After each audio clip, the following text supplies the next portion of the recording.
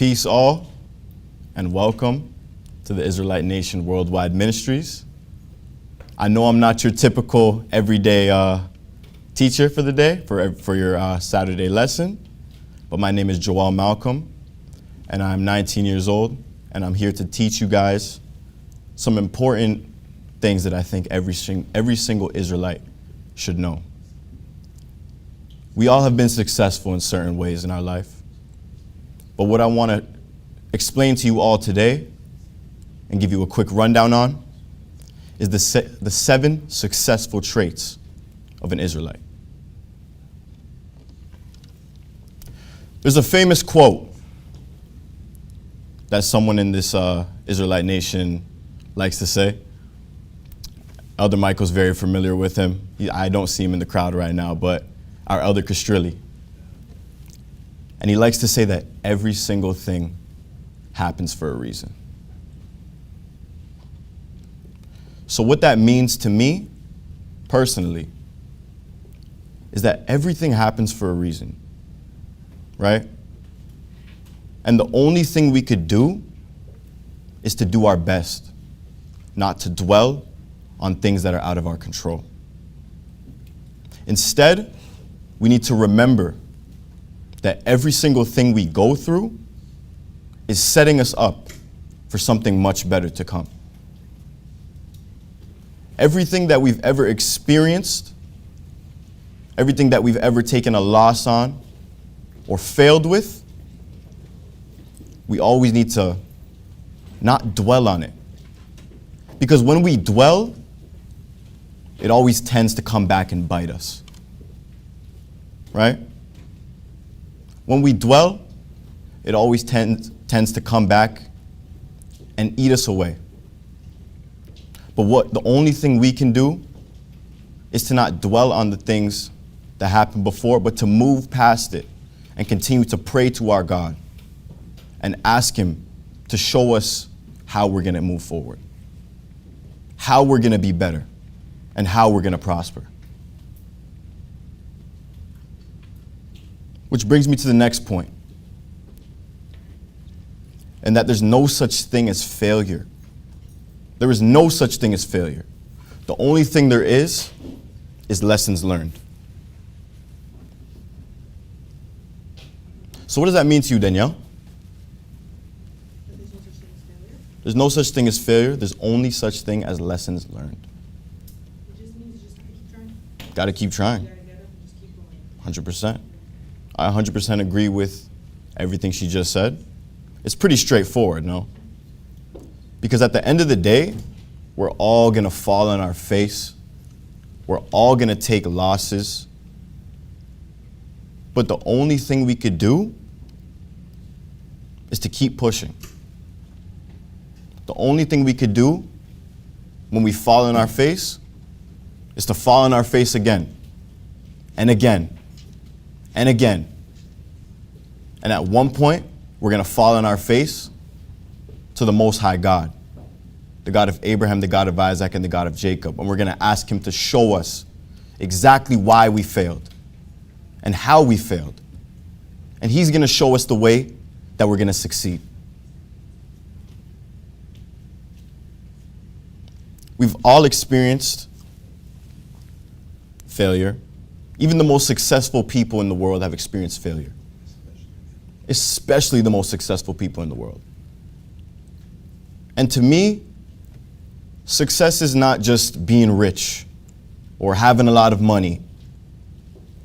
Success is our elder Shadrach. Look what he built up. Look at everybody in this crowd and look at all these people on this YouTube watching this live. I'm a 19-year-old standing up here speaking to you guys about how we can all be successful Israelites. Amen. And that's because of Elder Shadrach. He taught us this doctrine. He taught me how to stand up here and speak to you on this day. That's what I call success. He had a dream, he had a plan, and he executed. That's success for you right there. So we all know the famous King David, right? So if we could we just flip to 2 Samuel chapter 6.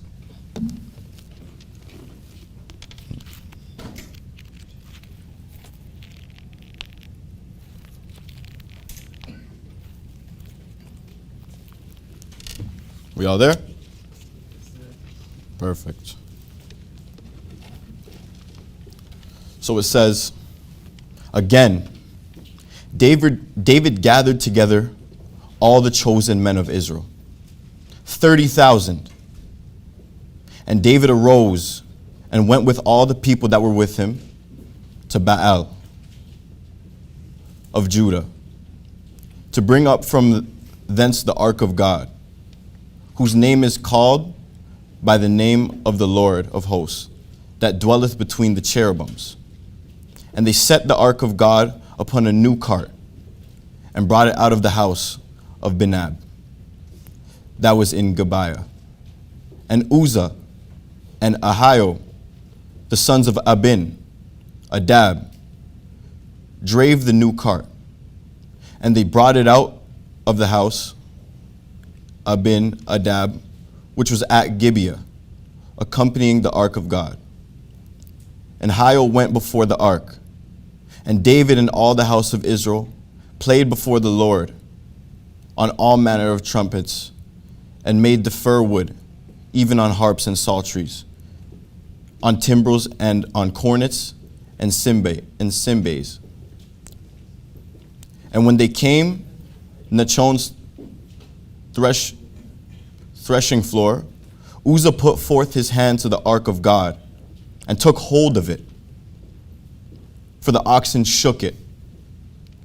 And the anger of the Lord was kindled against Uzzah, and God smote him. Therefore his error, and there he died by the ark of God. And David was displeased, because the Lord had made a breach upon Uzzah. And he called the name of the place Perizuzah to this day. So I don't know if you guys actually understood everything I just read, but I'm just going to give you a quick rundown of it. So basically, David wanted to move the ark of God. So he put together a group of men, right? And those were the names that were being said. I can't really pronounce them that well, but you understand. But Uzzah was one of the men that David brought with him. And when he touched the ark, God killed him on the spot. Didn't even think twice about it, just done. Killed him. And from there, David learned. And because David was so persistent in moving the ark of God, even though he just lost one of his men because he tried to do it, he kept on being persistent. He kept on learning. Why? Why couldn't we move it this first time? There must be a reason. But he kept on moving forward. And that's what's going to take me to this next point. And that's when David actually moved the ark of God. After all the failed attempts and the learned lessons, he stayed persistent. He spoke to God and asked him why. And God basically gave him the tools to be able to do it. And because he was so passionate about moving the ark of God, he was able to do it. Could we all flip to Chronicles chapter 15, verses 25? 25 to 28. Oh, First Chronicles.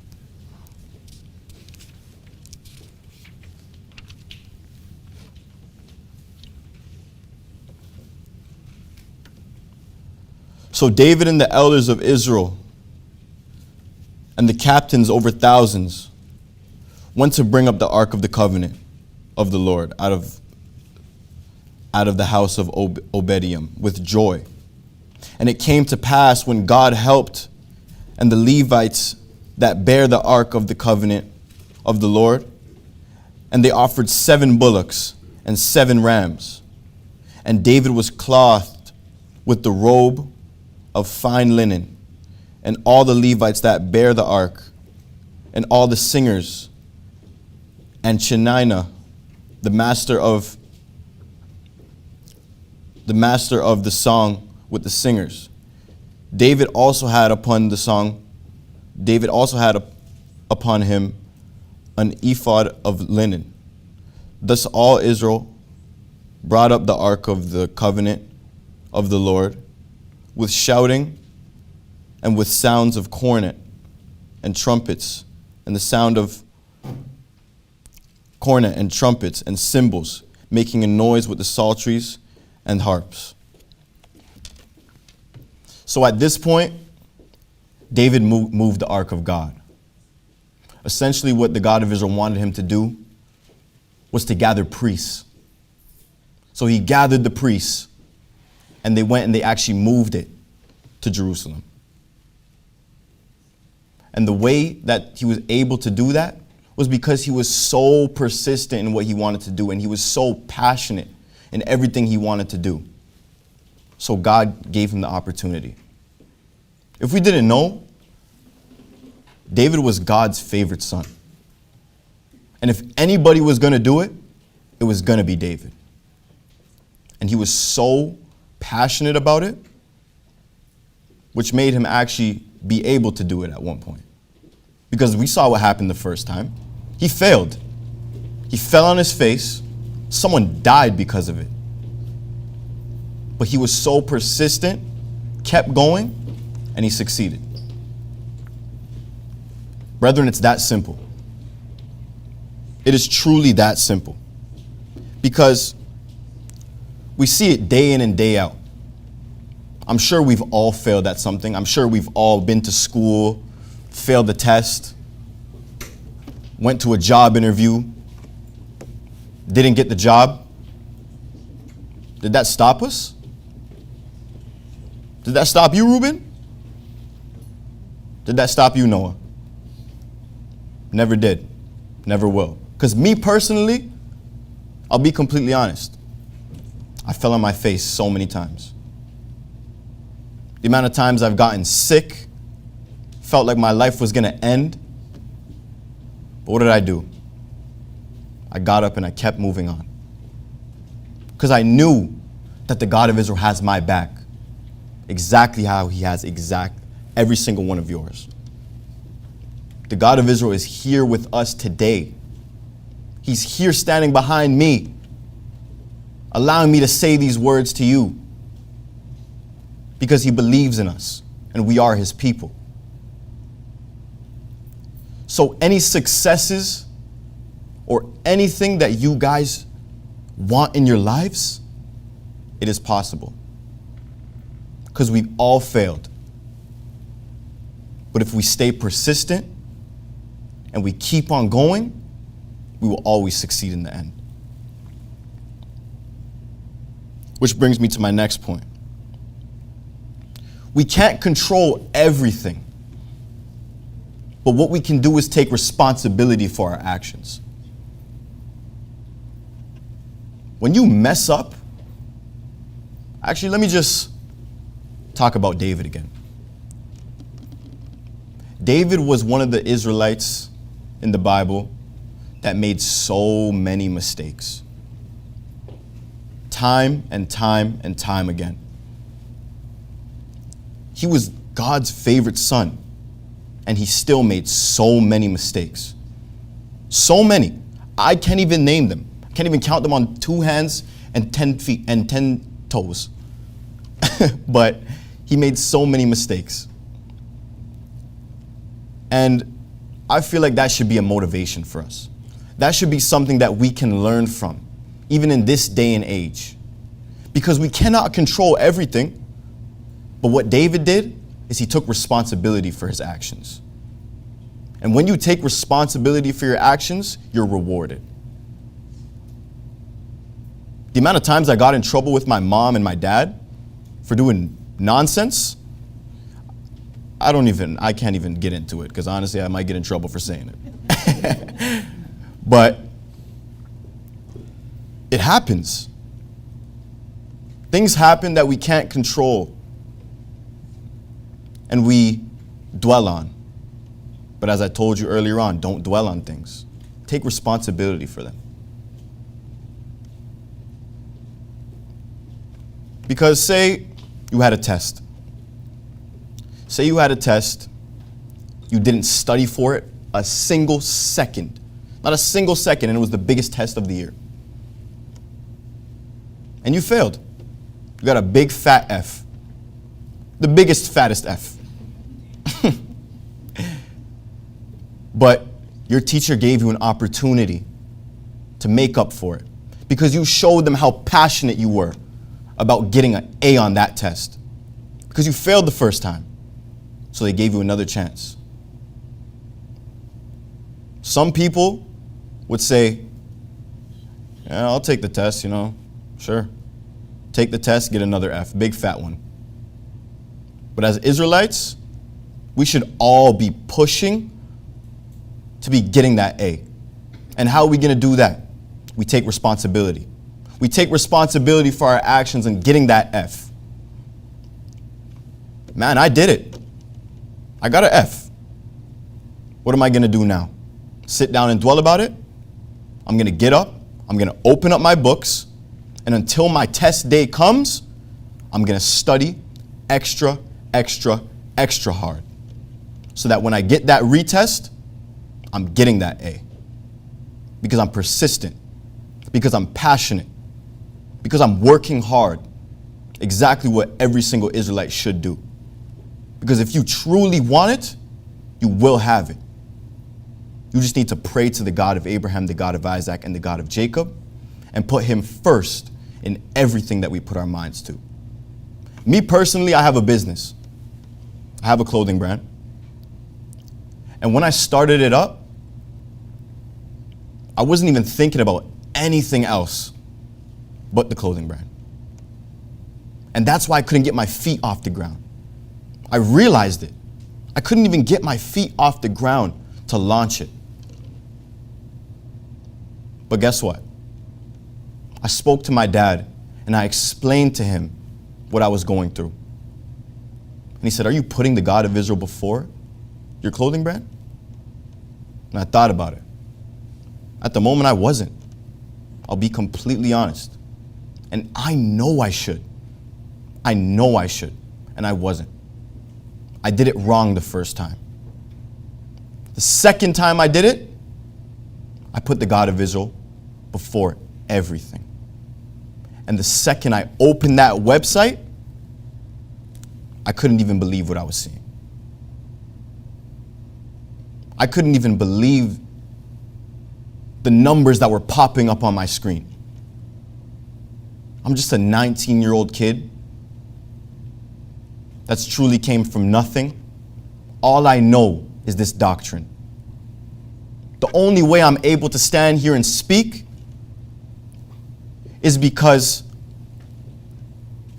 of everything I've learned here. My public speaking skills come from my dad, from Elder Shadrach, from my priesthood. Standing up and doing Marcus Garvey speeches for In the Mind of a Child. And going on doing the journey in Virginia. I learned so much. And if you don't learn lessons from everything that you guys go through, you could never succeed. We must learn, and we will prosper. Which brings me to my next point, which is that we are all special and we're all capable. We are all special and we are all capable. I'll be completely honest. Every single person I see out here is a true servant of the God of Israel. And times may be tough sometimes, but I know that you all have something that you're pushing for. You all have something that you want in this life, whether that's money, success, a better relationship with the God of Israel, to be on the YouTube team for the Israelite Nation Worldwide Ministries, or to work in the kitchen and serve patties, or to sing in worship. Hey, by the way, my mom is, she does worship, so if you guys ever want to sing or anything, just give her a quick shout. But we all want something. But at some point, we get too up in arms, wanting it so much, to a point where we feel like we already have it when we don't. And that's when you need to be humbled. And I know for a fact, we've all been humbled at some point. Has anybody ever been humbled before? Raise your hand if you've ever been humbled in a way. Obviously. Someone give me a example of a time that they've been humbled in their life. If you could, please. It could be anything. Ruben. I had a test when I was in high school. I had a test coming up, and I was very confident in my ability to do it without, putting the proper work in. Mm-hmm. So when the test came and I looked at the questions, I had no clue what was going on. I realized that, I might have spent my time unwisely. 100%. Definitely got humbled there. As Ruben said, he had a test. He went into it. He's like, oh yeah, this is easy. This is easy. Sat down, pulled out his pen. What does that even mean? This happens. But next test, what did you do, Ruben?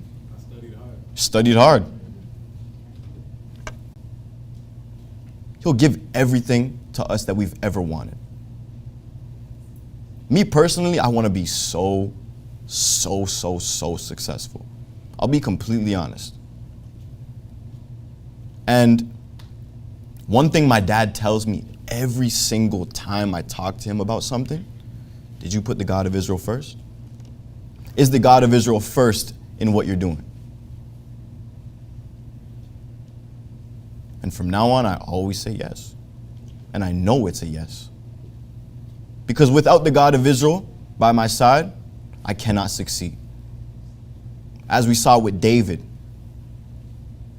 he went and he tried to move the ark with men that the God of Israel didn't choose. He wasn't ready to move the ark. But when he tried, he failed.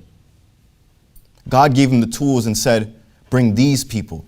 So he gathered the priests, and they went and they tried again, and he succeeded. It's right in front of our eyes. Everybody fails. Yes. So it's about also following instructions, Mm-hmm. and as Israelites, it's important. Yes, we always put the God of Israel first in the things that we do, but yet at the same time, sometimes the things that we want are not for really what should be for us, and we have to be able to take that humility, that humbling, so to speak, and also, have the understanding and the ability to understand that sometimes when you ask for certain things and they're not for you, you will fail. Something bad may happen, just like what happened to David, but on the same token, he went back and he's like, why can't I do this? And he kept asking, how do I do this? What can I do? Show me what to do. Absolutely. And if we take that mindset and not always lean on our own understanding, we will get the answers that we need to achieve the goals that we want to achieve. Absolutely. And it does take work. Just because we're Israelites doesn't mean we're going to get everything that we want. 100%. We have to work for it. Absolutely. So essentially what my mom was saying is that we need to work for everything that we've ever wanted. Everything that we want is not going to be handed to us just because of the people that we are. Because we've seen it time and time again that when we break that contract that covenant with the God of Israel, it always sets us back. Always get sent back into slavery. Even right now, our people are still in slavery because they didn't follow the God of Israel's ways. They didn't follow his commandments. They didn't do what they were supposed to do. And look at our people outside. They're nothing like you sitting in this sitting right here. They're nothing like you guys. But if we don't act and perform in the way that the God of Israel wants us to, we could never succeed in the way that we always wanted to. Because we are in a contract, and that contract is the covenant with the God of Israel. And essentially what that covenant says is that we will be his people and he will be our God. We will be his people and he will be our God. So if we step outside of that circle, this circle right here at the Israelite Nation Worldwide Ministries, and we stray away from the God of Israel's ways and still expect to succeed in anything we put our minds to without putting the God of Israel first and following in his law, statutes, and commandments, you're sadly mistaken. Very sadly mistaken if you really think that you can succeed while being an Israelite, raised, circumcised, baptized in this Israelite nation, and still succeed without him. Sadly mistaken. It's very simple and it's very straightforward. And all we can do is continue to lean on him. And all we can do is continue to praise in his name. And he will answer our prayers. So, with success, once everything is through your head and you really, really want something, you start to realize that 90% of success is why. And 10% of it is how. The reason I say that is because we all have a why in what we want to do. Say we want to go to a big university and study law. You must have a why. Maybe it's because your parents told you to. Maybe it's because you love law. You have a why. My why is because I want to give back to the God of Israel. He's given me so much and showed me so many things, even at this young age, to a point where I want to pay him back. And I know he doesn't want my money or anything like that, but I want to pay him back with respect and being his servant in every single way that I possibly can. We all have a why. Say Reuben wants to go and win the state championship for basketball. Definitely doesn't play basketball, but we're going to say he does. Say Reuben wants to go win the state championship. What's the reason? Because I want to go. His why is probably, I want to go party. Win a big championship, pop some champagne bottles, and have a good day. That's pretty fun, eh? We all have a why. Why do we go to work? I want to feed my children. Why do we wake up and come to the nation on a Saturday? Because I want to learn the God of Israel's doctrine. There's always a why. And 10% of it is how. How are we going to do it, though? Is Reuben going to go win state champ without practicing? No. No chance. It won't happen. Are we going to learn the God of Israel's doctrine by not picking up our Bible, by not coming on a Saturday, by not showing up to Sabbath or new moon? It won't happen. And that's where everything ties in. Everything comes full circle. Because you need to humble yourself and realize, I don't know that much. I don't know enough. I want to know more. I want to grow more. I want to be better. I want to be a better Israelite. And it always comes full circle. And that's our why, and that's our how. We keep working. We keep learning. We keep showing up on Saturdays. We keep coming to New Moon and Sabbath. We keep opening our Bible. We keep asking questions. That's our why and how. That is our why and our how. 90% of it is why. Because I want my God of Israel to love me. I want him to know that I'm his true servant. That's my why. How am I going to let him know that? Be the best Israelite I can be. Following his laws, statutes, and commandments. And keep praising in his name. It's as simple as that. Which brings me to my next point, which is that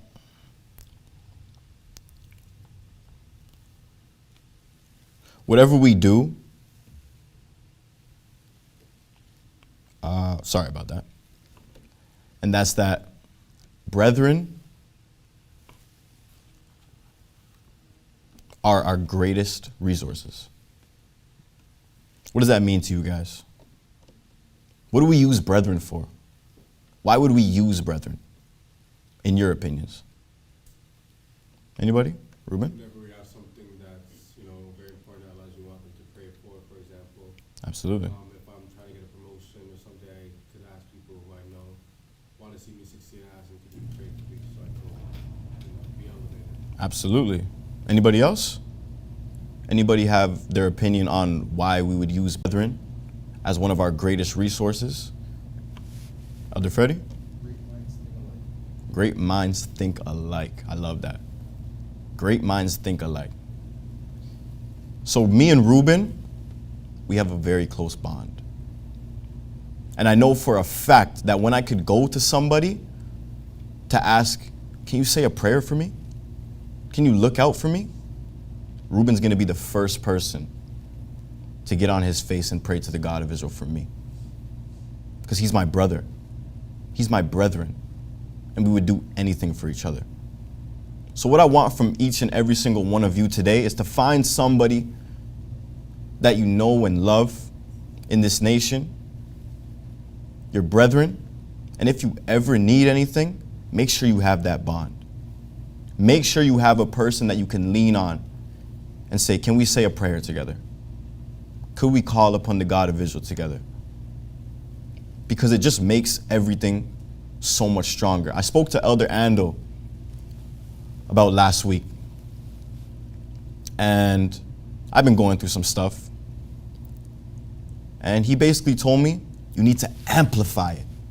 You need to amplify it. Because if you're doing it alone, it's 1,000 times harder. You need your brethren. They're your people for a reason. So I went straight to Reuben, went straight to Athaliah, Tamar, all the closest people to me in this nation. And I asked them to pray for me. And surprisingly, this week was amazing for me. I don't know what it was, but I work in sales, and my first week and a half, 2 weeks, was slow. I couldn't get a sale. I was like, do I suck? I was like, what is going on? Like, there's no way. This week I was clearing 3 sales, 2 sales, 3 sales, 2. I was like, yo, I'm nice. This is easy. You know what I mean? And I don't know if I could give all the credit to them, but they definitely had something to do with it. They amplified it for me. The God of Israel saw that I really wanted it. And even asking your brethren to help you out, the God of Israel sees it. He sees how driven you are and committed you are to what you want. And at the end of the day, he's going to give you the success that you asked for, as long as you remember exactly who you are and exactly who the God of Israel is to you. As it says in the covenant, as long as we are his children, he will be our God. And it's as simple as that. Ladies and gentlemen, I just have a quick question for all of you guys. Now that we've gone through basically some basic traits of what it means to be a successful Israelite, what is success to you? In your opinion, it could be money, it could be fame, it could be your relationship with the God of Israel. We all have a different viewpoint on success. I want you to all think about it for a quick second, because I know for a fact we all want something that we want to succeed in. So what is your success? What do you see success as? Anybody? When my family and the people around me are happy and healthy, and I can support them in any way they need. I love that. That's what I see successful. I love that. So Reuben said, when my family and friends are healthy and I can help them in everything they need. That's success. 100%. When you're able to help the people around you and you truly mean it, you're gonna succeed in it.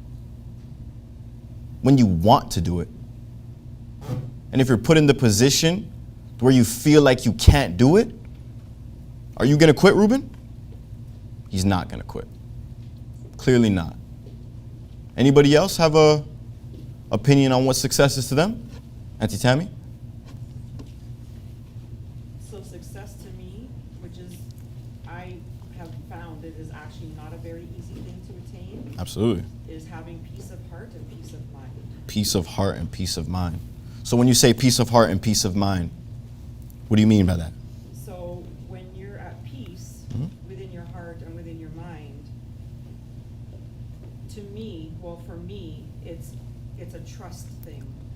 So because I have that peace in my heart and in my mind, I'm no longer worrying about things I can't control.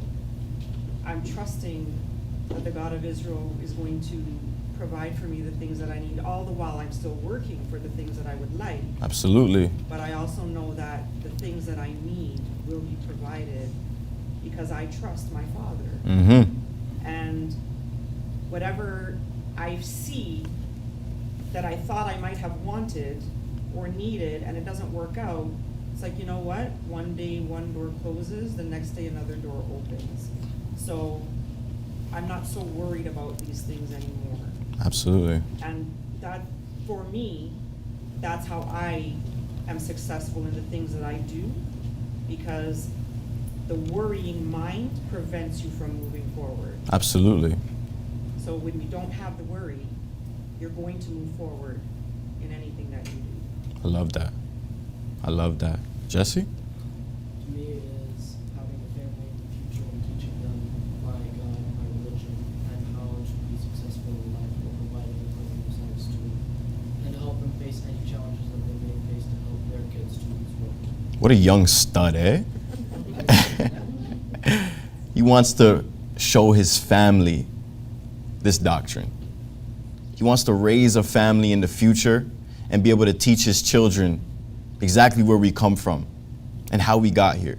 That's success to him, and I love that, Jesse. Priest ready? Just reading some of the comments from the folks that are watching you live. Yeah. Tina Jackson says, resisting temptation is success for me.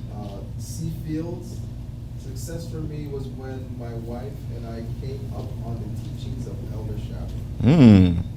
Felicia Singleton, staying on the straight and narrow path while being obedient. And then we got Albert Crump, solid relationship with the God of Abraham, the God of Isaac, and the God of Jacob. That's what they have, and that's success for them. I love that first one, resisting temptation. That's success too. What was her name? Tina? That was Tina Jackson. Yes. Tina Jackson. Tina Jackson. I love that. Temptation. Resisting temptation. There's always temptation in our lives. Let's be completely honest. There's always going to be temptation in our lives. There's always going to be the other side trying to pull us to do something we don't want to do. But we're tempted to do it for some odd reason. And it always happens. Right? But when you're able to fight that temptation and use that temptation and put it to something good, it always feels so much better. It's so much sweeter. Because when you do fall into that temptation, the aftermath is like, man, why? And it always feels like that. So when you're able to fight that temptation and use it for something good, it always feels that much better. So I love that, by the way, Tina Jackson. It's amazing. So as for anybody else, does anybody have their opinion on what success is to them? Auntie Lorna? I think for me personally, I think everybody anyways, we all have responsibilities. Absolutely. For me, I would say it's making sure I can meet those responsibilities. So it changes all the time. Yeah. Honestly, it changes all the time. But there's some real foundational ones that if they're not met, like I just feel like a failure. For sure, 100%. Like, it could be as simple as if one of my son's teachers call from school and say, okay, we need to have a very serious talk. Mhm. Like, you know, you feel like a failure as a parent. And then you can get stuck in your head and you go down this rabbit hole of what's wrong with me?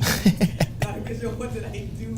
Is it a sin that I could, like, you could really go that far? Absolutely. But I think it's just when you can meet all your responsibilities, it feels like everything is perfect. Absolutely. So when you feel like that, me personally, how I go about feeling down on myself is just to remember who I am, you know? Because you obviously know you taught your children as well as you could.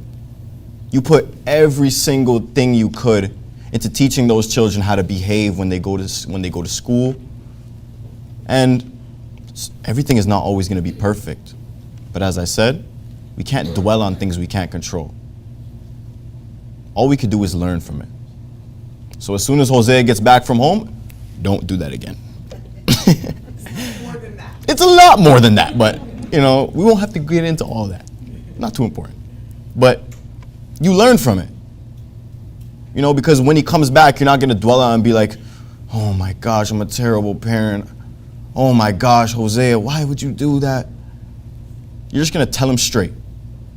Be straightforward. And next time that happens, it won't.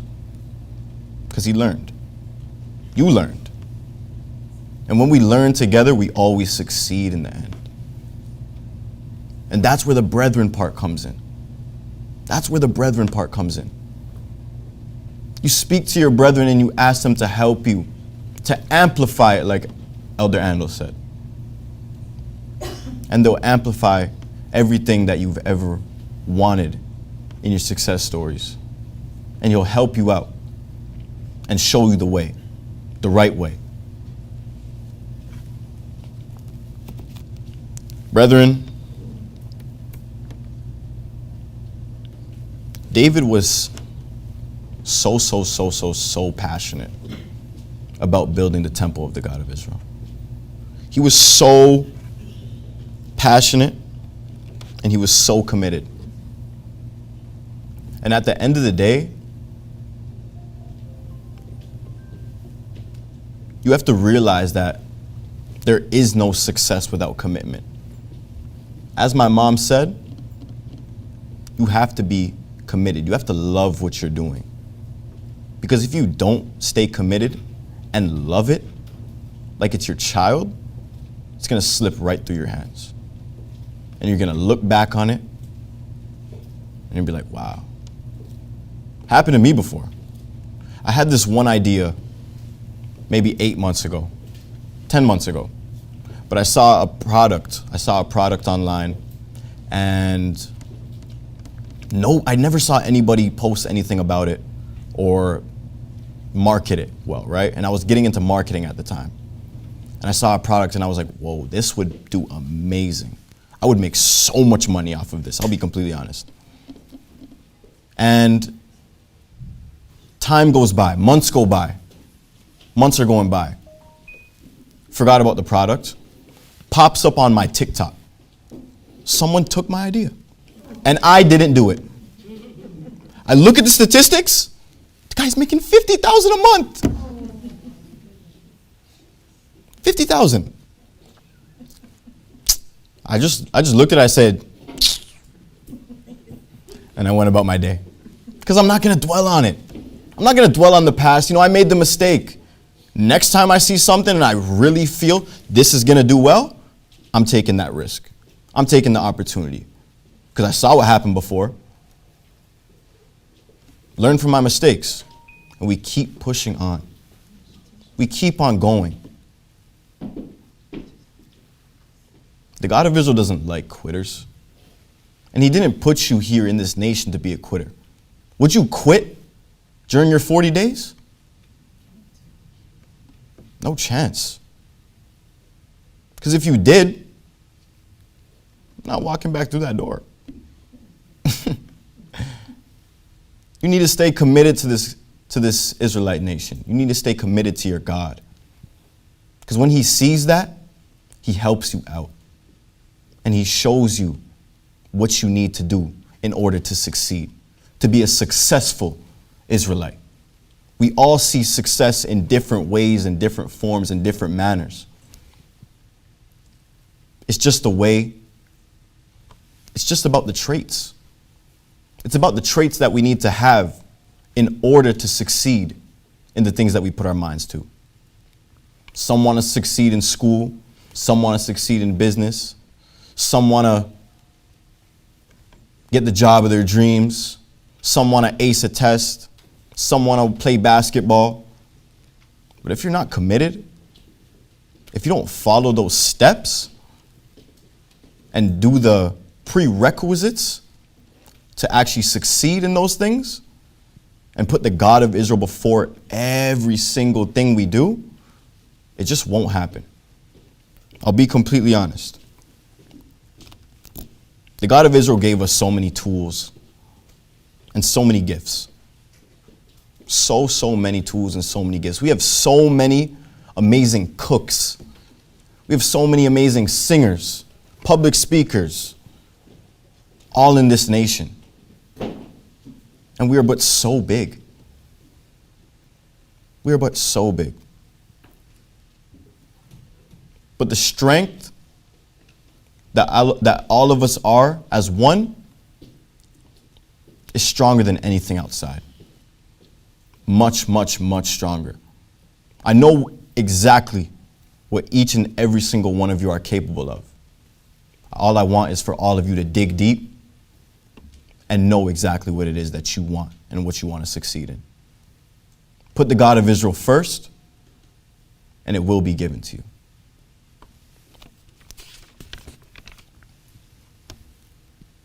I'm going to be completely honest with you, brethren. My lesson is done. But we're not done there. Because I just want to know from every single one of you what you're going to do with this information.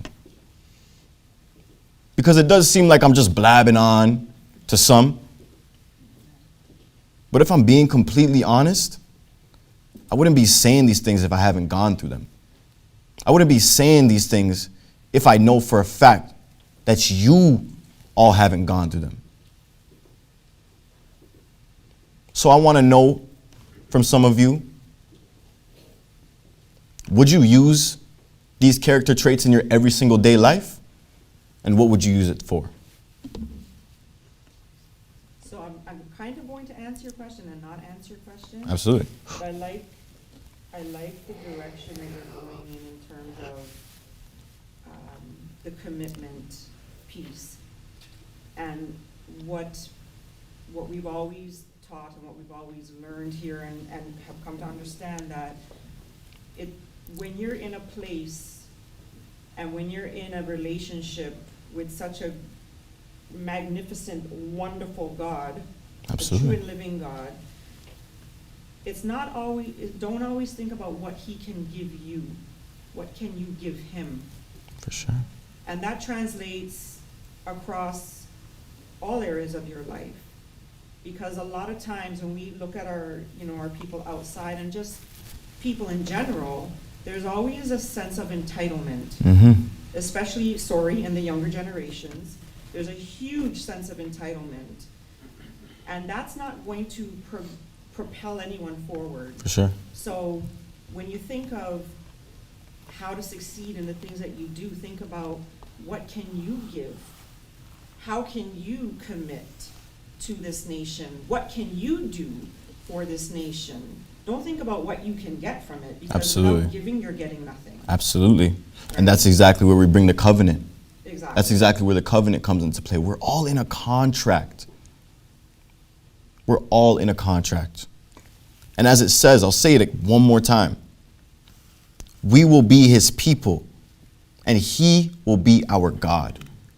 If we're not his people, and we feel that sense of entitlement, and we don't actually serve him in the way that we should, will he be our God? Will he give us the things that we want? Don't have that entitlement. Serve him, and he will help you. And it's as simple as that. It goes both ways. It's hand in hand. You brought up a good point where you're talking about how most things in life are 90% why and 10% how. And you also mentioned how you have to have a lot of passion and love for the things that you're doing. And I think that's incredibly important because, for example, you were saying earlier, you go to school and you study to be a lawyer, right? And it's important to know why you're doing it. Are you doing this because, lawyer is fancy, you get good money, you have Absolutely. privileges, whatever. Or you're doing it because you see the talents that you possess and you understand that this is something that I feel I can actually do, I can handle the workload, and I want all the challenges that come along with being a law student and then a lawyer. So when you have those right reasons, it gets easier to do these things because it's harder to maintain good grades, go about your classes. You don't really care about the thing you're doing. So having passion for the thing you do and loving it is definitely the key to building a successful life. For sure. Anybody hear that last word he said? Love.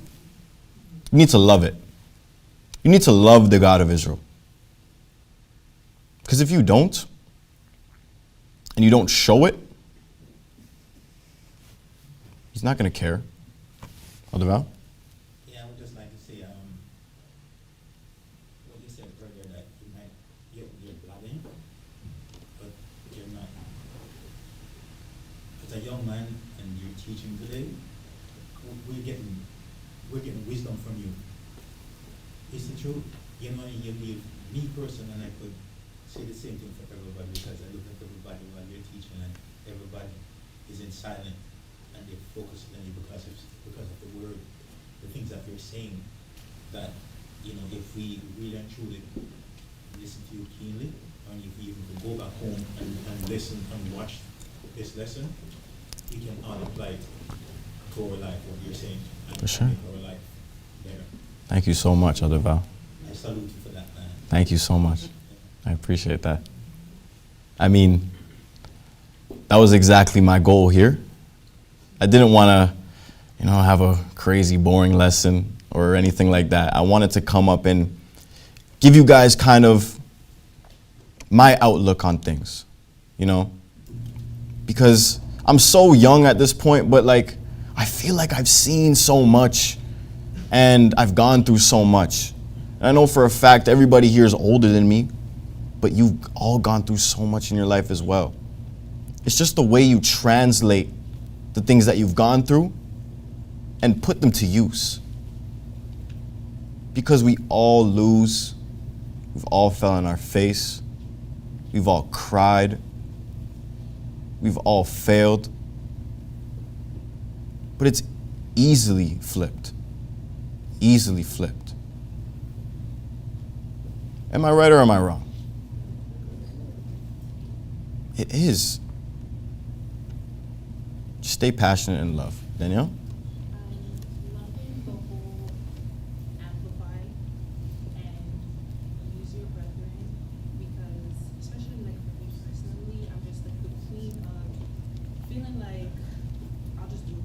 don't have anyone. I'll just do it by myself. I'll just figure it out by myself. If I'm struggling, it's just me. And I don't know what it is. I don't really ask for the help. Absolutely. And I'm just like listening to what you're saying, and I'm loving it. Like there's nothing wrong with Asha, can you pray with me? Can you pray with me? Like just getting my sisters and my brothers, just my brethren involved. And I don't know. I don't think it has anything to do with like being private or anything like that. But I think that's definitely my takeaway from today for sure. It's just really, really my brother, because everybody comes from different walks of life and has a different way of seeing things. Absolutely. And has like, okay, well I never really looked at it like that. So I'm glad I spoke to you or just anything. So For sure. that's just been my thing lately. So I love that you said that, and I think that's something I'm gonna Thank you. use more. So Danielle basically said that she loves the amplifying part. Her takeaway from this is that she's going to use her brethren to help her from now on. Because I know that feeling. I know that feeling like I have nobody to lean on. I have nobody I could speak to. I have nobody I could pray with. But at the end of the day, I guarantee there's somebody out here in this crowd that has that, like my dad said, like-minded feeling at heart. And they love you because we are brethren. We are family. We are all Israelites. And when we use each other to amplify everything is so much sweeter. So much sweeter. And it always works out better in the end. So brethren, with everything that I've said today, all I want from every single one of you, if you have anything you want to do in your life, as I said, any successes that you dream of, we are all dreamers and we are all succeeders. And the only way we could do that is if we put the God of Israel first. So whenever you want something, I pray that every single one of you get it. And I pray that every single one of you will put the God of Israel first and work extra hard and love whatever you're doing. And I promise at the end of the day, you will succeed. It is as simple as that. Thank you all for listening to me today. And I pray that you all left with something. And feel free to give me a call, if you guys need anything. It's as simple as that. I'm just a phone call away. Thank you all for coming and listening to me. And I hope you guys enjoy Chris's next part of the lesson. Peace.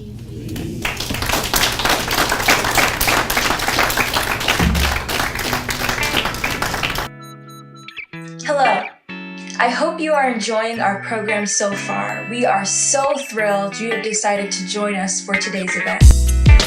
If this is your first time, go ahead and hit that subscription button, and don't forget to click the notification bell so that you can stay up to date on all of our upcoming videos.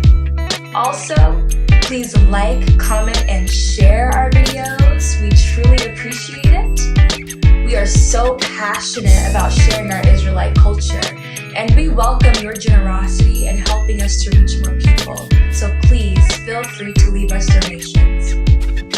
If you are thinking about joining us and would like to learn more, fill out the form in the description below, and one of our team members from the Welcome Committee will be in contact with you shortly. I thank you for your time and look forward to seeing you soon. And with that, I bid you peace, love, truth, prosperity, and power.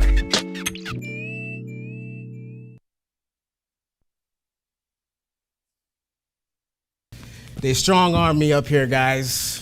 They strong-arm me up here. But I want to take a moment to thank everybody that's in here. Because I know it takes a lot of time and a lot of resources and effort and energy to make it here. So how does podium feel? So I thank you. And I also salute you in the way of my forefathers. Hear, O Israel, the Lord our God, the Lord is one. Hear, O Israel, the Lord our God, the Lord is one. All right. Okay, so I'm gonna start off with a scripture. It's gonna be Luke chapter 6, verse 39. And this is the Christ speaking.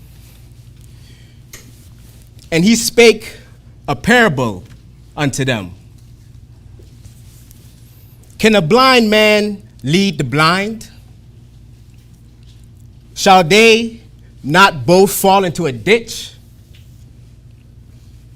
The disciple is not above his master, but everyone that is perfect shall be as his master. And why beholdest thou the mote that is in thy brother's eye, but perceiveth not the beam that is in thine own eye? Either now canst thou say to thy brother, brother, let me pull out the mote that is in thine eye, when thou thyself beholdeth not the beam that is in thine own eye. Thou hypocrite, cast out first the beam out of thine own eye, and then shalt thou see clearly to pull out the mote that is in thy brother's eye. For a good tree bringeth not forth corrupt fruit, neither doth a corrupt tree bring forth good fruit. For every tree is known by his own fruit. For of thorns men do not gather figs, nor a bramble bush gather thy grapes. A good man out of the good treasure of his heart bringeth forth that which is good. And an evil man out of the evil treasure of his heart bringeth forth that which is evil. For the abundance of the heart his mouth speaketh. His mouth speaketh. And why call ye me Lord, Lord, and do not the things which I say? Moreover, cometh to me, and heareth my sayings, and doeth them. I will show you to whom he is like. He is like a man which built a house, and diggeth deep, and laid the foundation on a rock. And when the flood arose, the stream beat vehemently upon the house, and could not shake it, for it was founded upon a rock.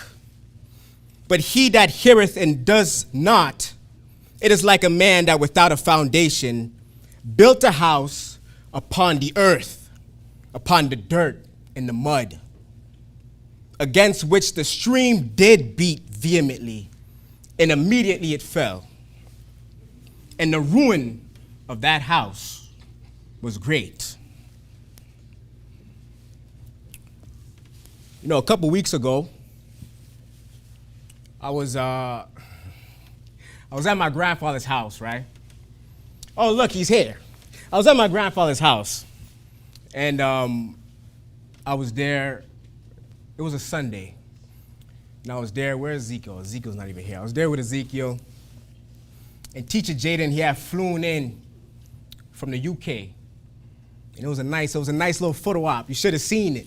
It was like the OG lion there, and you got the 3 young lion cubs. Or young lion, I ain't gonna say cub, I got a little mane for me. Ezekiel got a mane. Right, the young lion and the OG lion. Great photo op. And my grandfather, he likes movies, you know, because he's an actor. You know, the guy's a good actor. For those who know, he can act really well. And the movie that he picked that day, the title of that movie was Something of Value. Something of Value. Anybody heard that movie before? No. Nobody's heard that movie. The only person, I know you haven't heard the movie, okay? The only person who knows about that movie is, no, don't put your hand down, is me, Ezekiel, Teacher Jaden, and my grandfather. That's it. And I couldn't even, it's actually a Sidney Poitier movie. I know you guys are familiar with Sidney Poitier. I was even looking it up because I was looking up the title because I forgot the title of the movie. And I was looking up the title, and it's like not even there. Like I really had to search. I had to search details in the movie for me to find a movie. It's one of his first movies. It's early on. But I'll give you a quick synopsis of the storyline. just because, it all ties back. So the title is called Something of Value, and it takes place in the 1950s in Kenya.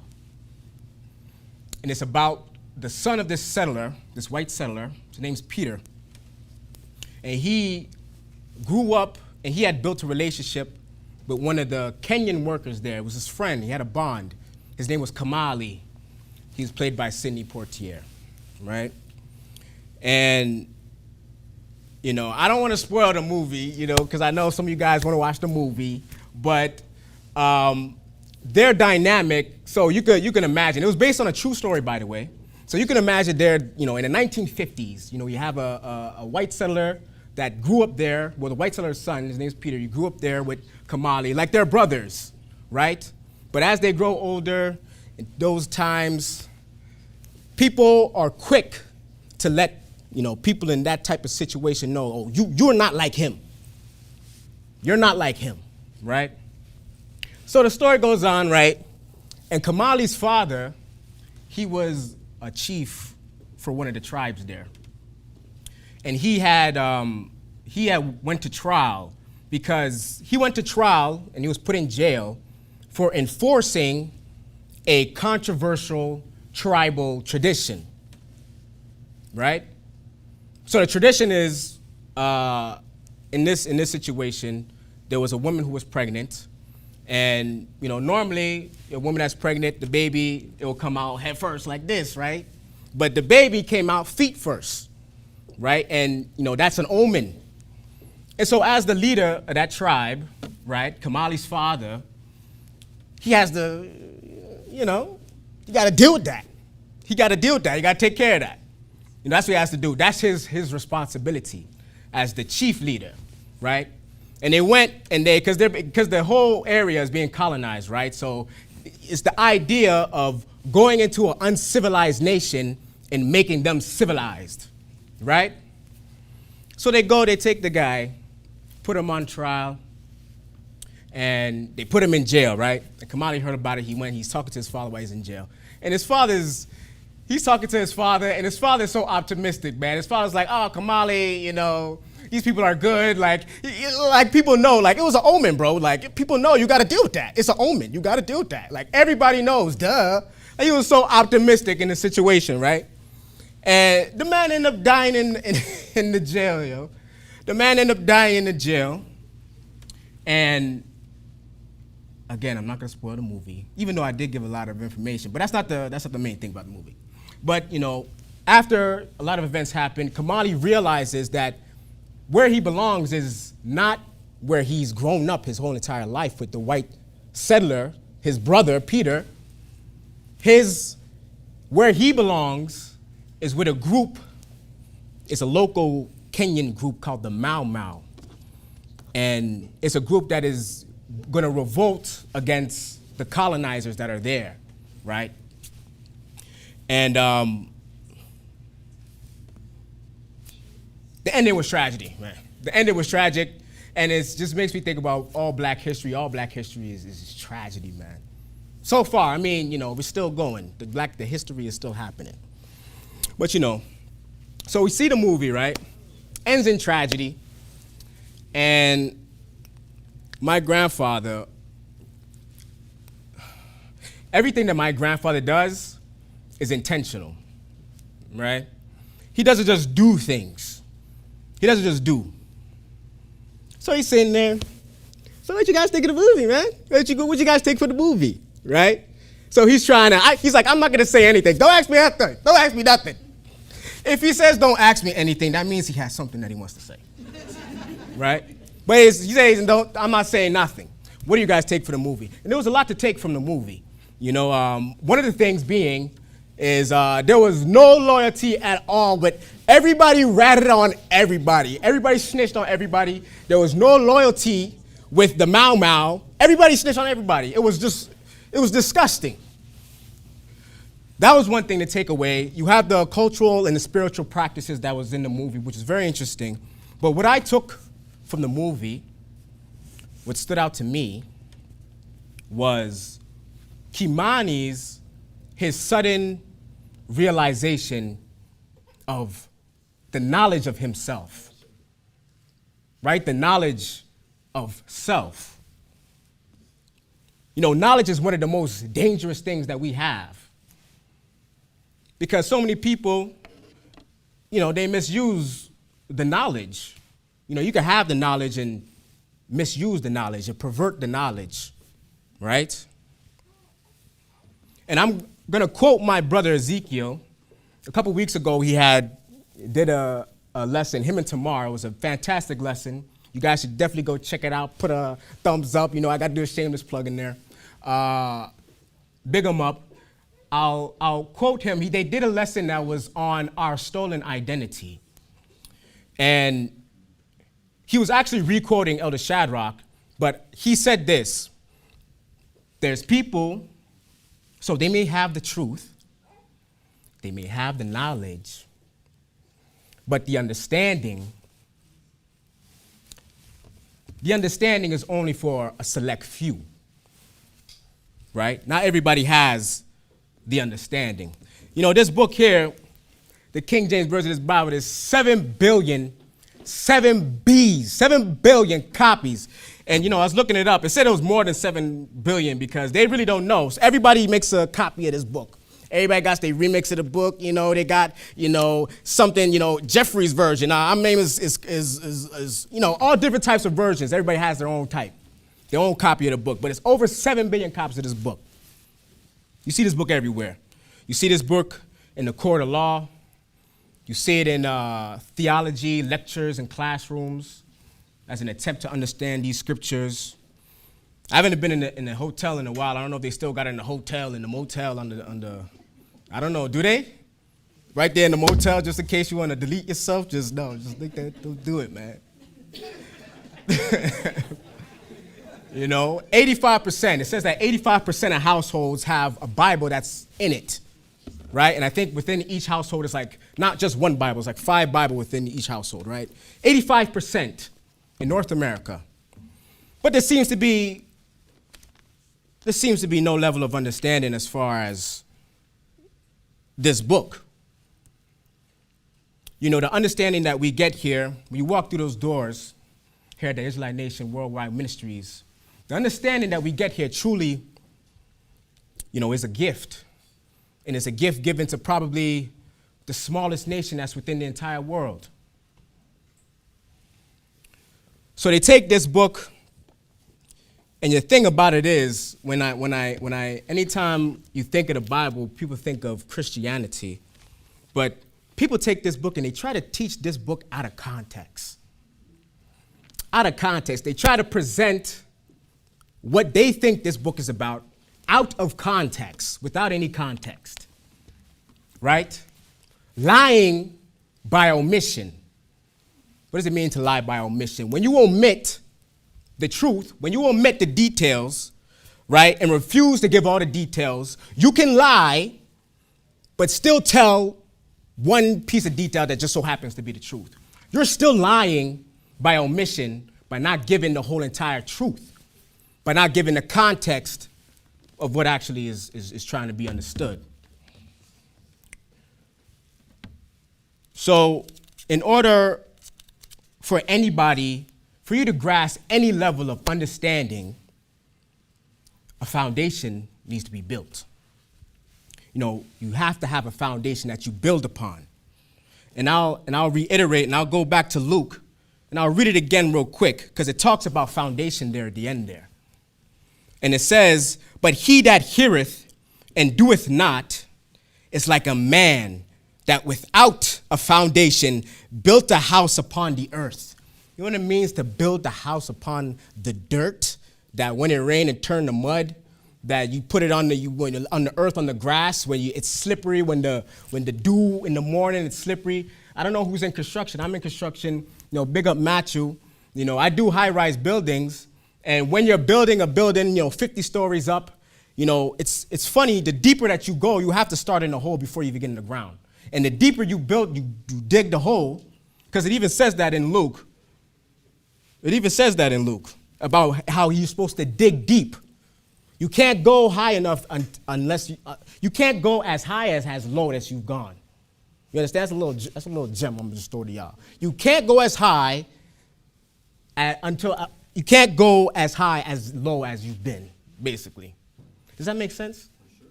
The deeper you have to go, you got to strengthen the roots and go deeper into the foundation of whatever you're trying to build, the higher that you go, basically, right? So anybody want to get into construction, just know that's what you got to do. You fill the whole thing with slab, all filled with concrete, right? So again, I read it again. So a man that without a foundation built a house upon the earth, against which the stream did beat vehemently. And immediately it fell. And the ruin of that house was great. I don't think there was nothing left of that house. It said it beat vehemently. Imagine I said, y'all beat you vehemently. Yo, son, I'll beat you vehemently, yo. I'm about to start saying that. Yo, you get beat vehemently. Stop playing with me. I'll vehemently beat, get beat. Vehemently. So, all right. So, let's get a true understanding here. So we talk about the foundation, right? So the foundation is very much important. And we talked about knowledge of self. Remember I brought up Kamali and the knowledge of self. So I've been a member here at the Israelite Nation for 22 years of my life. 9 years ago, I went and I took an oath. And I went through the water, the fire. You know, my foundation is here. You know, anywhere that altar goes is my foundation. Right? I have my foundation entrenched here. So early on when I was a young child, when I was a youth, I really don't remember nothing else, to be honest. You know, I didn't really do anything. I mean, I'm lying. I remember Krima, man. Like Krima, oh man, that was a hard one to give up. I didn't really do anything else. You had Thanksgiving, you had, what was the other one? Easter. I didn't really care about the rest of them. But Christmas, what? Damn, man. But, you know, you do your history, and you know, it's funny, they make it appealing, it's for the children because, you know, the children is everything, because that's how you pass on and continue on traditions. It's through the children. So you learn about the history of these things and the origins, and they all lead back to the same place, to the worship of the sun, to the worship of Baal, to Satan. You know, everything that's putting you in position to be worshiping the creation instead of worshiping the creator. And I don't think that makes no sense at all, man. And again, I go on tangents, so I gotta stay focused. That's my critique. People say, you gotta stay on topic. I'm gonna stay on topic. So, my foundation, right? So I've been here for 22 years of my life, right? 22 years of my life. You know, I was taught at a young age who I was. I had the knowledge of self. I was taught the knowledge of myself at a young age. I learned about the blessings and the curses that you read about in Deuteronomy 28, chapter 68. I learned about the children of slavery. You learn about the prophecy and how that connects to you and how the world conspired against them. And the world that we live in, what the world is. That's why I'm never really surprised about any events that happen within this world, because I was always taught from a young age the type of world that I was living in. And I've always had the foundation of the truth, and I was given the knowledge of myself. But, you know, it's these days, you hear about a lot of these stories, how people get indoctrinated, and a lot of people, they operate in their emotions, but they don't operate within their rationality. And I was having you know, I'm gonna shout out some of my little ones.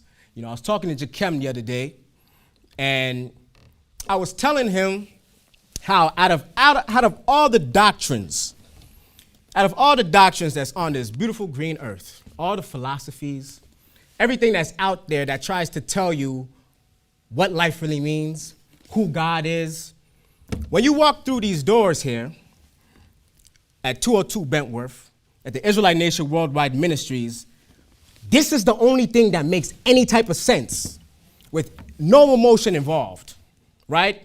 People get converted, they be like, I didn't believe in God, And I just was on my last straw. I said, God, I don't believe in you, but if you're real, just give me a sign, please. Just give me a sign. Right? And then in that moment, like a butterfly, you fly by, and his mom had a butterfly tattoo, and he said, oh, and I've been a Christian ever since, in 98. I've been a Christian ever since. Ever since. But, it's rooted in their emotions, right? And I know that some of y'all caught it straight because some of y'all came in that way too. Some of y'all, but the difference, I'm going to tell you the difference, though. The difference is that, sure, we all have the moments, right? We all have those moments. The God of Israel is a masterful God, a masterful father, a masterful teacher, masterful planner, right? And you go and you live your life and things happen to you because there ain't no coincidences in this life. And things happen to you and many are called and few are chosen. And you're called, and then what keeps you here is not only the knowledge of yourself, but it's the foundation of the truth that is here, that keeps you here. So it's not, sure you may have a moment and, it feels like it moves you, but what keeps you here is, because there's an answer for everything. You walk in this door, there's an answer for everything in this life. Best believe. If I don't know the answer, he don't know the answer, somebody know the answer in this building. Somebody know the answer. And so, knowledge of self. So knowledge of self is the study of who you are. It is the study of who you are. Most people can't even answer that question. Who are you? Who are you? I can say, how are you? People say, I'm good, bro. Good, I'm chilling, bro. I'll be with Dominicans. They be like, I'll be like, tranquilo. Tranqui. People get quick to, hey, I'm doing good, man. But ask somebody, who are you? Ask somebody, who are you? And they just stop for a minute. Who am I? Who am I? I don't even know. People are so ignorant of themselves, right? So it's a lifetime study of yourself, the culture that you practice, the spiritual practices that you entertain. All these things is how you develop a knowledge of yourself. And it's a process, I'm gonna let you know. You gotta understand these things, how you were programmed, the languages that you speak, your indoctrinations as a child. They have politics, they have people's interpretation of what culture is, and psychology, and politics, and education. Nothing about who you are right now is an accident. Nothing about who you are is an accident. There's not no coincidences in this life. My grandfather told me what separates nations is not the color of your skin. People may have fooled you into thinking that. But what separates nations is cultural and spiritual practices. That's what separates nations. This is not about the color of your skin. That's minuscule. That's tiny. This is about the precepts of the truth. The precepts of the truth.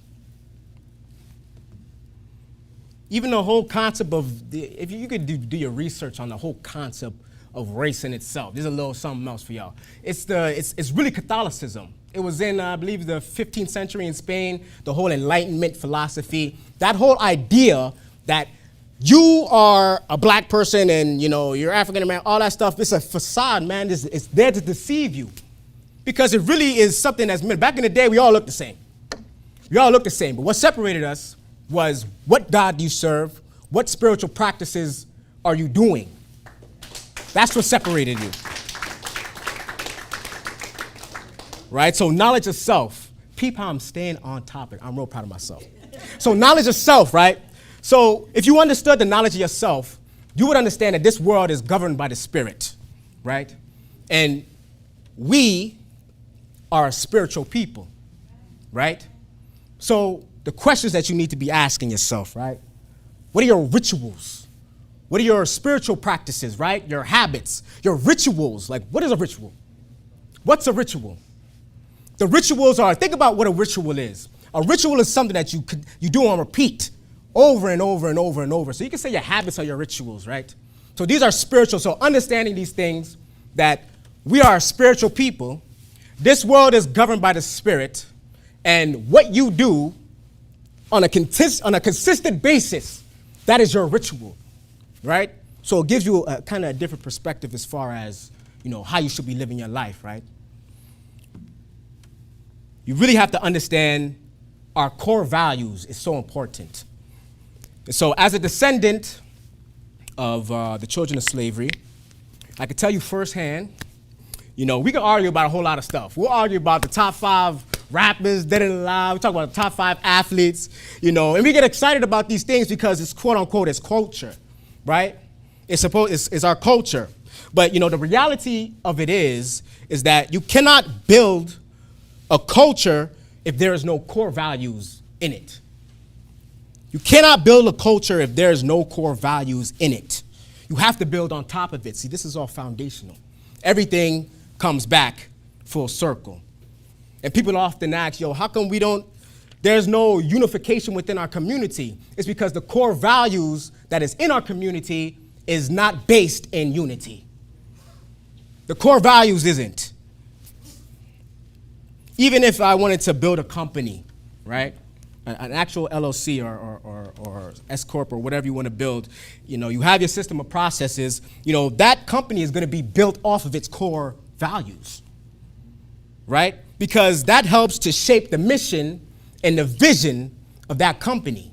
And the success of that company is based on how true they can stay to those core values.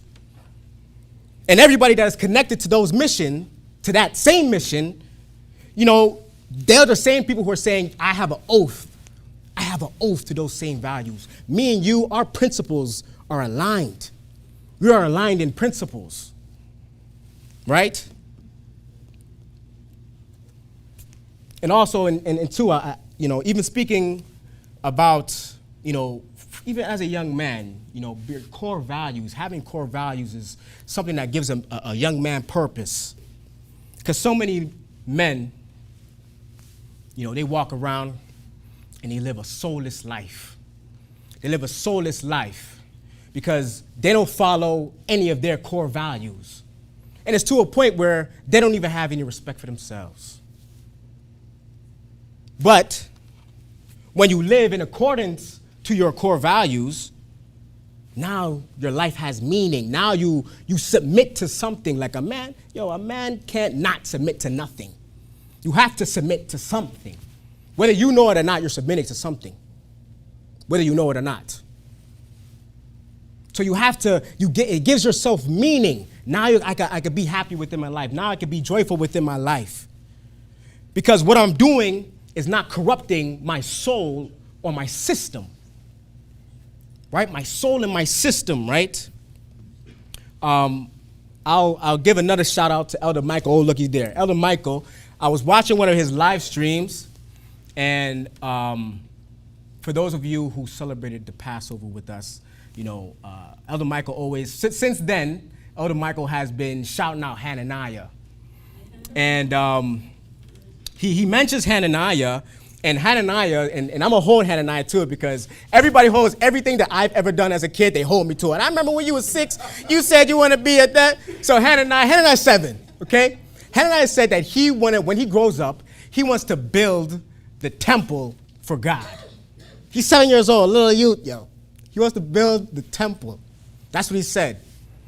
And Elder Michael, he was like, people will listen to that, and they probably would think, oh, man, we got to wait like 20 years. He got to go to school. He got to do all this stuff, man. Still a little kid, bro. But no, he can actually start building his temple right now. Because what is your temple? Nothing ever starts with the physical. You need to get that out of your mata. Nothing ever starts with the physical, right? So when Hananiah said that he wants to build the temple, he's already starting to build his temple now. He's starting to build his temple now. And look, he's able to say these things. Why? Because he has knowledge of self, right? He has a knowledge of self. And where does Hananiah get his core values? Now, I'm trying to hold it in. I know it's real. I know I cast a big net here. I'm trying to reel it in and focus here, right? Knowledge of self. So where does he learn these core values, right? We have a community. We have a family. You think of the stories when we came out of Egypt, right? We came out thousands deep through the Red Sea.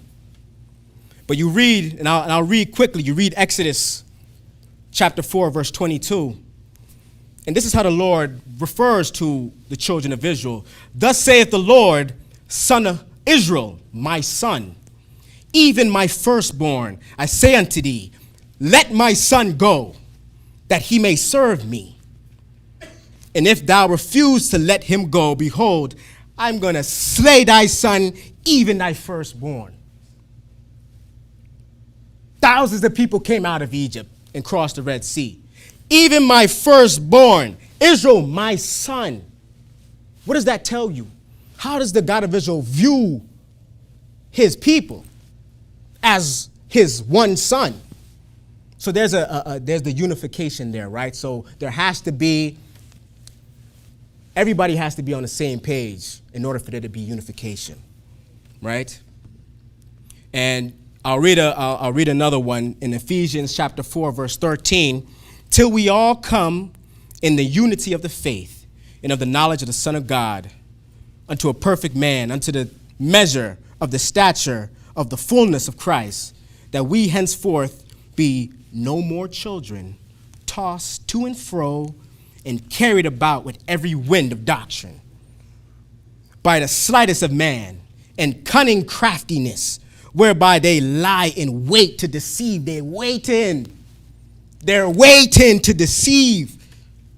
So it is very, very, very important for us to reestablish the ideas of what our values is in our culture, right?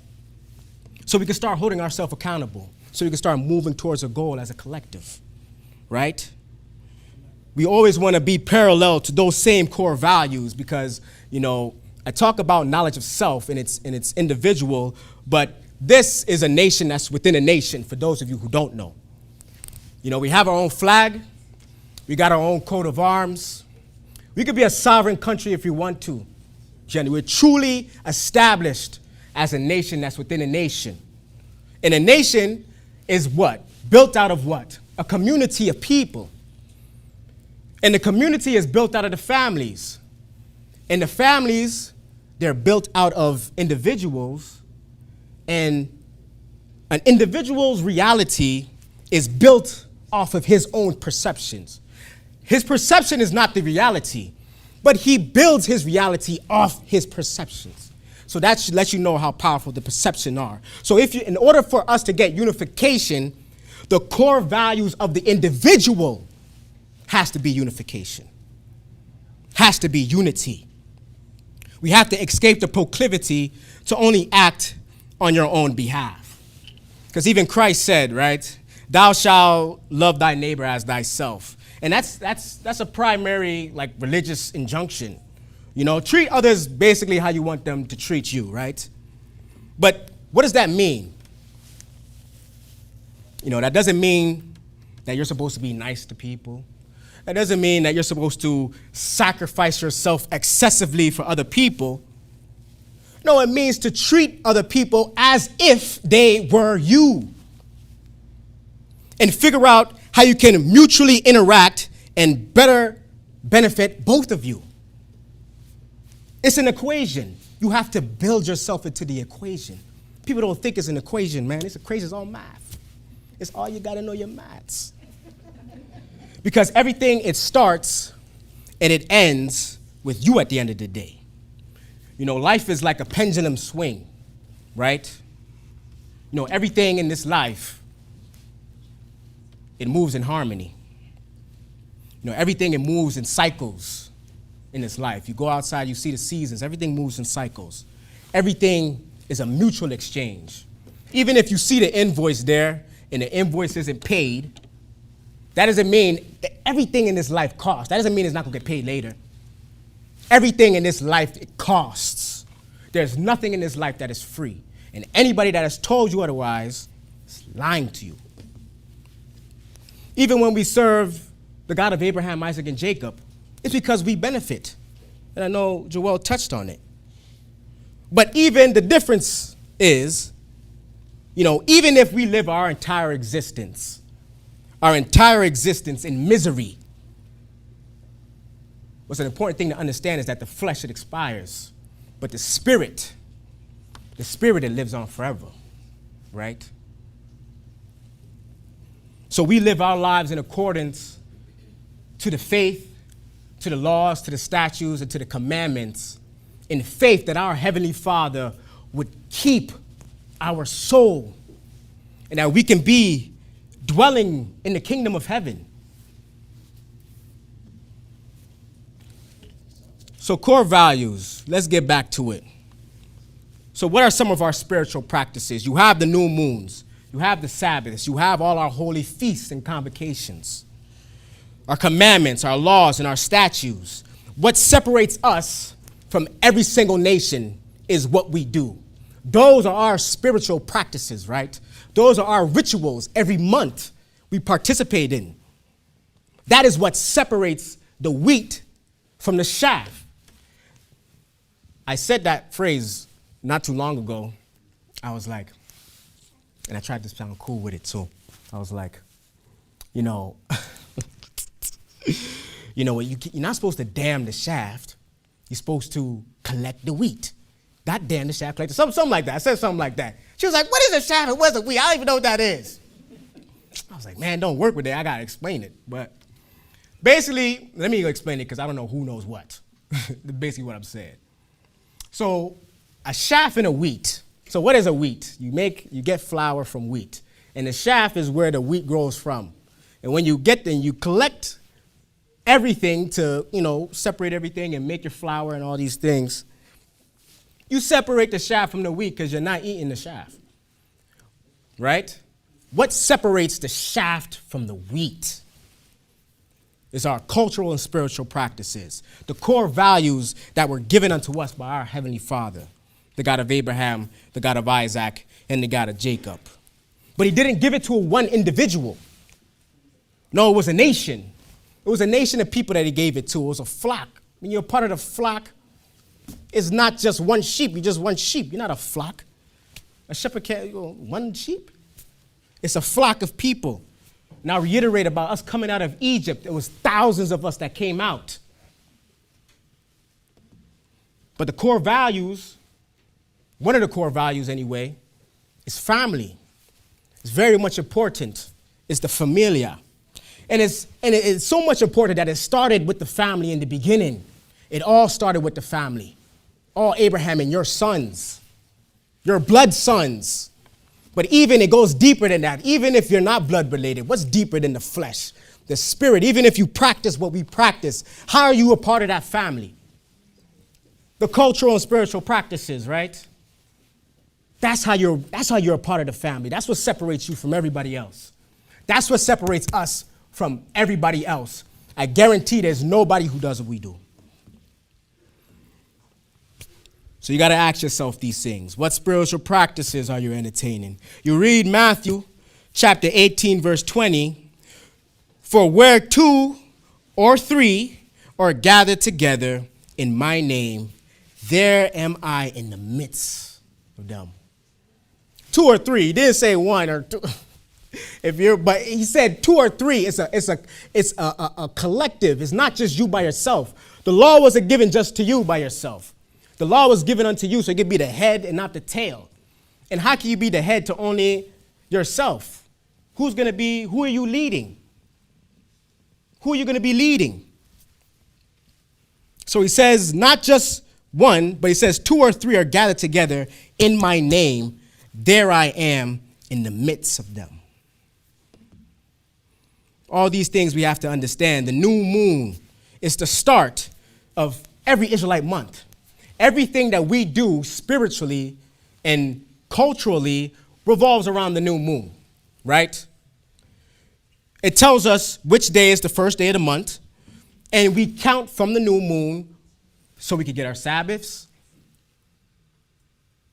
Oh, these guys be whispering in the back all day. They think they whisper, but they don't. They don't whisper. Okay.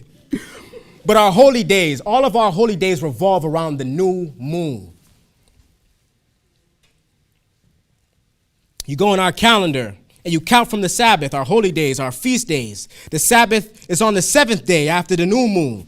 Our Passover is the 15th day after the new moon on the month of Abib. The 10th day after the month of Ethanim is our Day of Atonement. Everything is centered around the new moon. And it's ironic, and I talk about deception, but you see and you look what calendar does everybody follow these days is the Gregorian calendar. It's not even, the calendar, it was invented by the Catholic Church in the 1580s, right? And I'll give you, I'm not going to go too deep into it, but you could look at, Priest Doreen had mentioned it a couple weeks ago about March 25th, and how people used to follow what we used to be doing.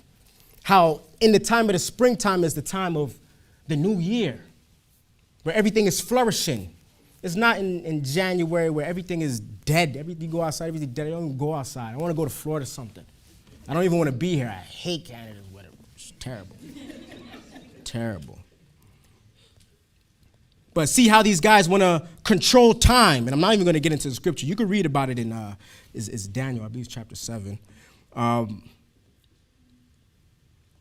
But the God of Israel is such a great God because he made everything so simple for us.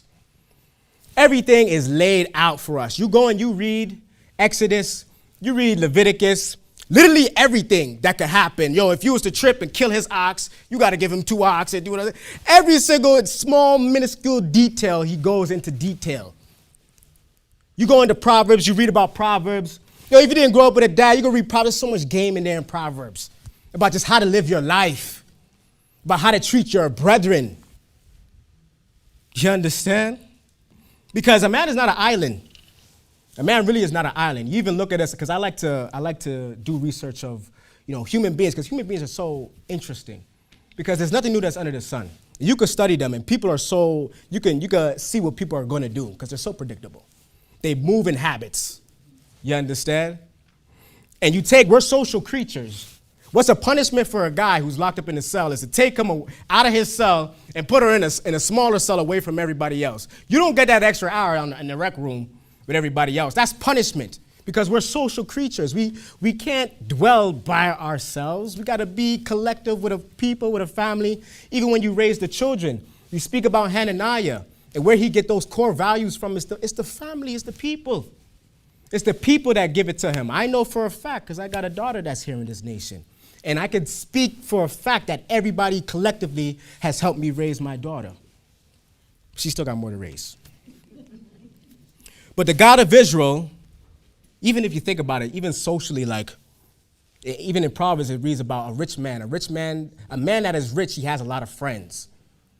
He has a lot of friends if he's rich. And even when you are successful, success is normally shared.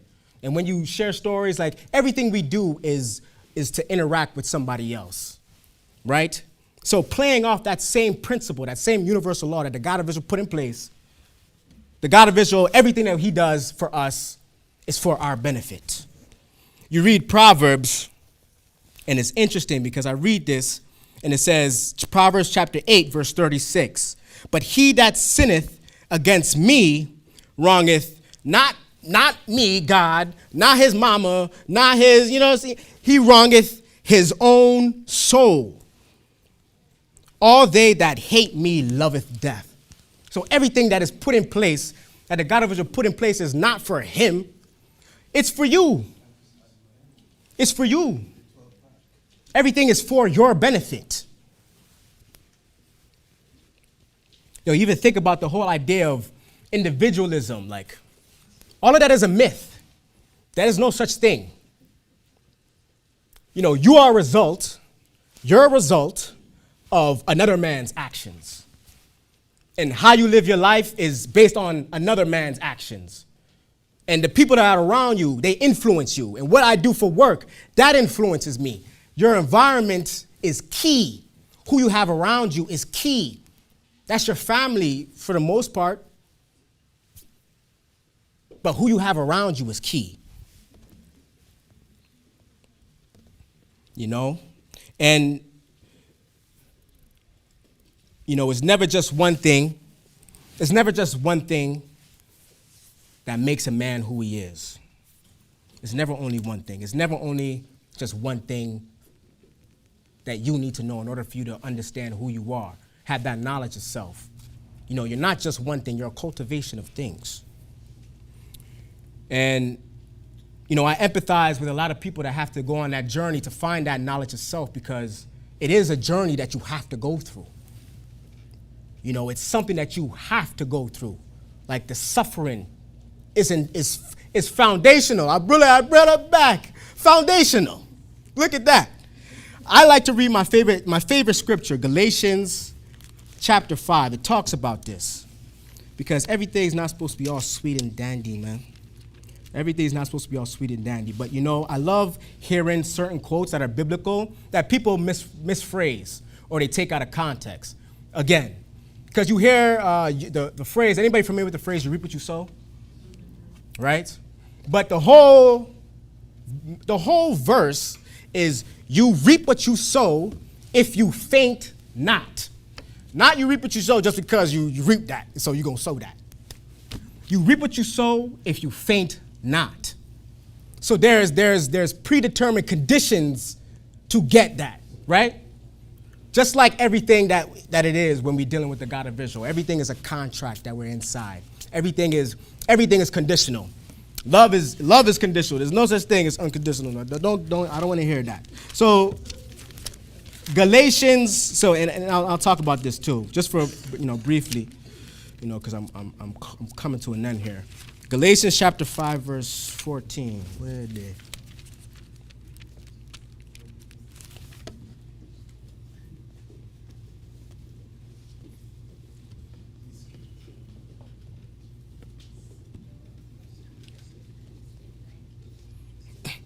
Okay, Galatians chapter 5, verse 14. This is one of my favorite verses. For all the law is fulfilled in one word.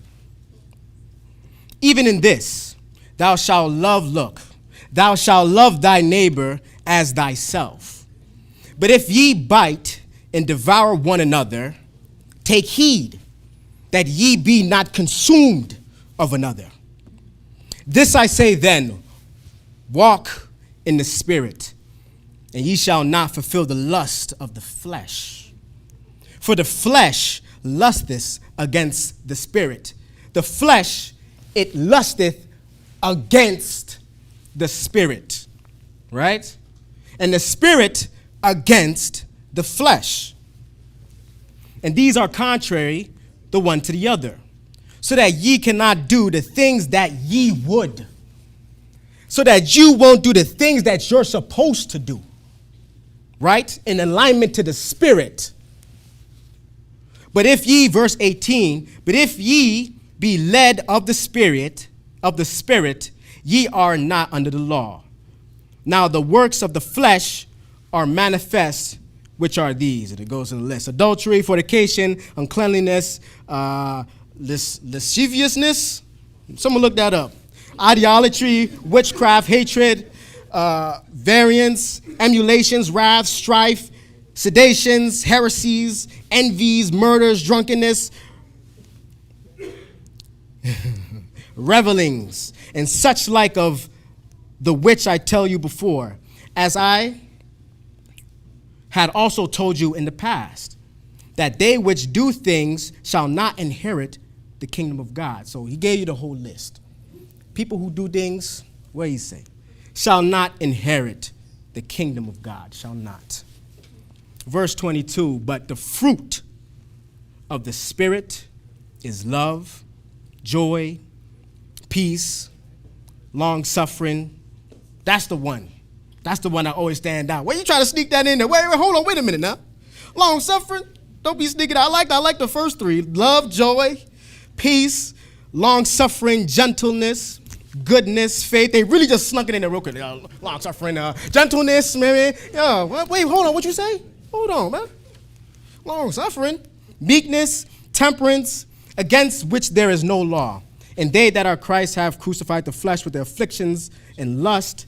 If we live in the Spirit, let us also walk in the Spirit. Let us not be desirous of vain glory, provoking one another, envying one another. So you see, even in this context, you're not by yourself. It's so important how you're treating the person, because the Lord's not going to come down. He's not going to come down from his throne and sit next to you, put his arm around, yo, bro, this is what you got to do. You know, I understand it's hard. You just got to, I know you love her. Just leave her, bro. Just got to leave her. Right? He's not going to do that. You know, it's through the people. It's always through the people. You know, he always sends a messenger. Look at the history. Because when you read this book, I say this is a family affair. I didn't say that. I'm saying it now. It's a family affair. Okay? When you read this book, you don't read it like it's just a made-up fictional story. This is a real history book. This is a history book of who you are. Oh, my time's coming up? Cool. This is a history book of who you are. Of who you are. Let me speak slow, man. So when you read about it, right, that's your family that you're reading about. That's your auntie, that's your uncle. There's love in there. You got to look at the human aspect of how people are in situations, real situations. This book is not nice. It's really not nice. What these guys be doing, like, it's just like, yo, it's real and it's raw, but you know it's true. And there, again, and I say, you know, it's so integral for us to understand what our foundation is.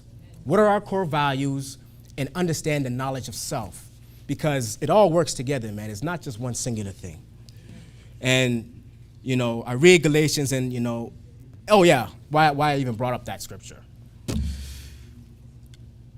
So I said earlier that I empathize with guys who have to go on the journey because it's very integral and foundational for you to go on the journey.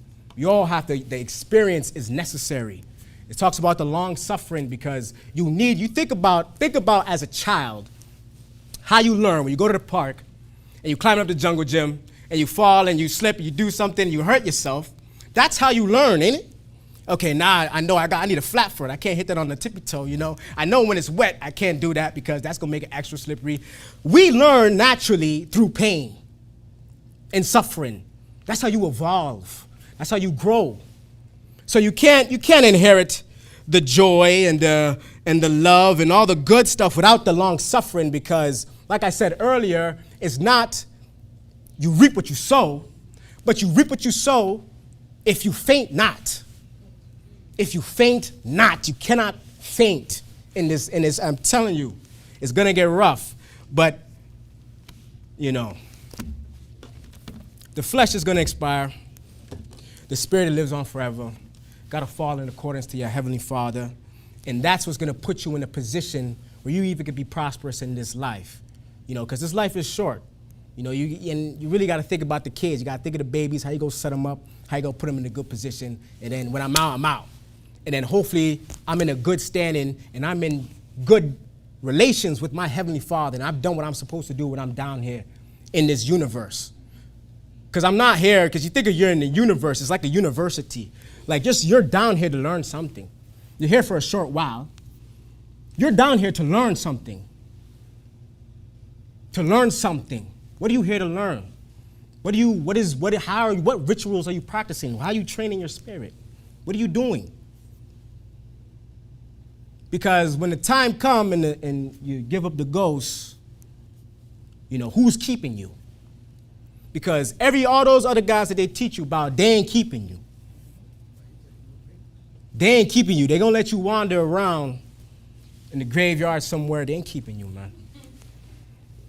But, you know, how should I close this out?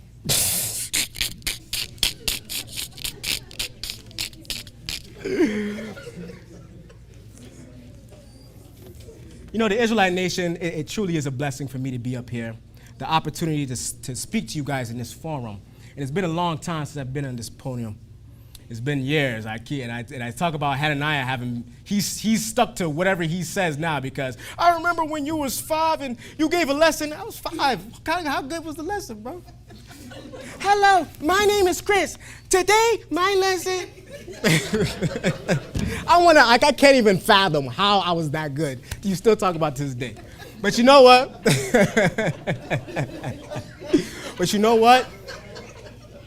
You know, this life that we live and this culture that we have, it truly is a beautiful culture. You know, you got to understand the history of this culture because we've been here since the beginning of time.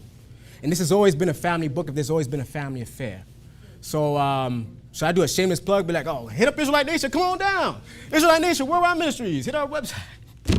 It really is real here. Come through, 202 Bentworth.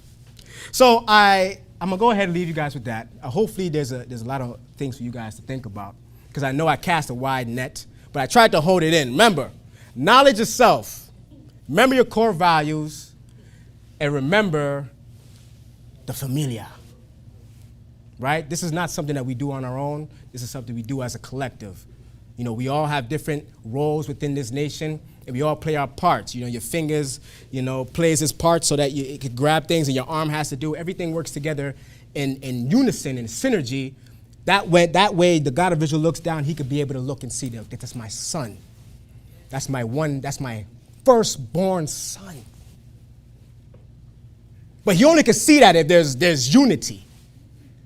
My firstborn son, and be proud of it. Imagine if your limbs and stuff didn't work when it's supposed to. You'd be like, ain't that your kid? Like, no, why, Robert? What's wrong with him? Anyway, I'll leave you guys. Let me go ahead and salute y'all. Hear, O Israel, the Lord our God, the Lord is one.